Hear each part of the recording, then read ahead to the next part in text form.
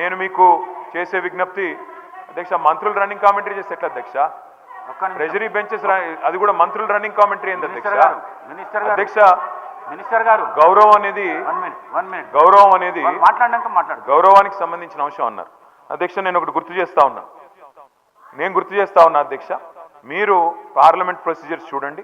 పార్లమెంట్లో ఉత్తమ్ కుమార్ రెడ్డి గారిని అడగండి, లేదా అక్కడ పనిచేసిన వెంకటరెడ్డి గారిని అడగండి, ప్రభాకర్ రెడ్డి గారిని అడగండి, ఇతర సభ్యులను కూడా అడగండి.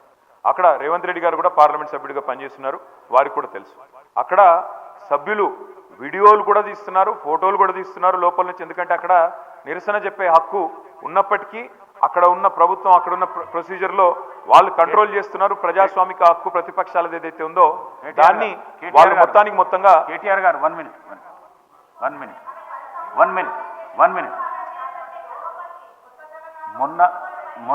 మొన్న హాల్లో తీసిన వీడియో ఏదైతున్నదో మీకు మేము పంపిస్తాము.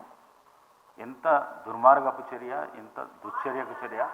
ఈ సభ్య సమాజం తలదించుకునే విధంగా ఆ వీడియో ఉన్నది. ఆ వీడియోను పంపిస్తాం, మీరు చూసినాక మీరు మాట్లాడండి.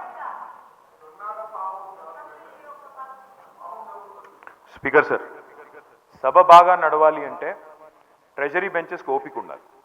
ఎందుకంటే ప్రతిపక్షాల తరఫున తప్పకుండా మేము మాట్లాడాలి, ప్రజల తరఫున మాట్లాడతాం. కానీ ట్రెజరీ బెంచెస్కు ఓపిక ఉండాలి.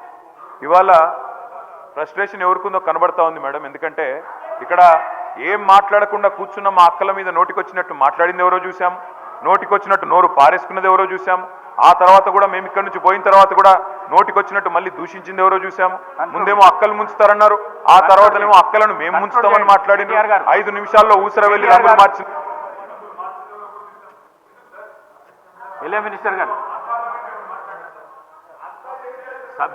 సబ్జెక్ట్ మాట్లాడండి, డివియేషన్ కాకండి. సబ్జెక్ట్ మాట్లాడండి. స్పీకర్ సార్, కేవలం మనకి ఇష్టం లేనిది మాత్రమే మనం కామెంట్ చేస్తామంటే కుదరదు సార్.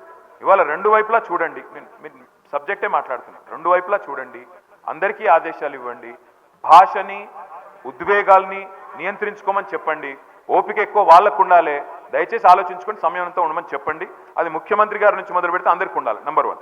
నెంబర్ 2 అధ్యక్ష, పోలీస్ వాళ్ళు ఈ మధ్యన సుందరయ్య విజ్ఞాన్ కేంద్రంలో పౌర హక్కుల సంఘం వాళ్ళు మీటింగ్ పెట్టుకుంటామంటే ఆ విషయంలో వారు మరి ఏ చట్టం పెట్టుకుని వాళ్ళు నిరాకరించారో తెలియదు, వాళ్ళు బాధపడతా ఉన్నారు.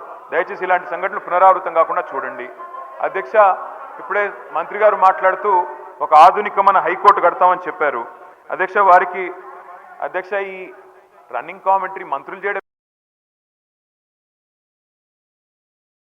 అధ్యక్ష, హైకోర్టు భవనం ఆధునికంగా కడతామన్నారు. We welcome it. కాకపోతే అధ్యక్ష, ప్రొఫెసర్ జయశంకర్ వ్యవసాయ విశ్వవిద్యాలయ విద్యార్థులు ఒకరోజు కాదు అధ్యక్ష, దాదాపు 100 రోజులు తమ వ్యవసాయ విశ్వవిద్యాలయ భూములు తీసుకోవద్దు, మా భూముల్లో కాకుండా ఇంకెక్కడైనా కట్టండి హైకోర్టు అని చెప్పి వారు ఆందోళన కూడా చేశారు. నేను రాష్ట్ర ప్రభుత్వ దృష్టికి తీసుకొని వస్తా ఉన్నా. వ్యవసాయ విశ్వవిద్యాలయంలో జరగాల్సింది పరిశోధనలు, వ్యవసాయ విశ్వవిద్యాలయంలో జరగాల్సింది సాంకేతికపరమైన ఆలోచనలు. దానికి భూమి కూడా అవసరం సార్, ఎందుకంటే అక్కడ ఫీల్డ్ ఎక్స్పెరిమెంట్స్ చేయాలి. ఆ ఫీల్డ్ ఎక్స్పెరిమెంట్స్ నుంచి వచ్చే రీసెర్చ్ డెవలప్మెంట్ ద్వారానే కొత్త వంగడాలు కానీ కొత్త ఆలోచనలు కానీ రైతాంగానికి, వ్యవసాయానికి, రాష్ట్రానికి ఉపయోగపడే విధంగా చేయాలి.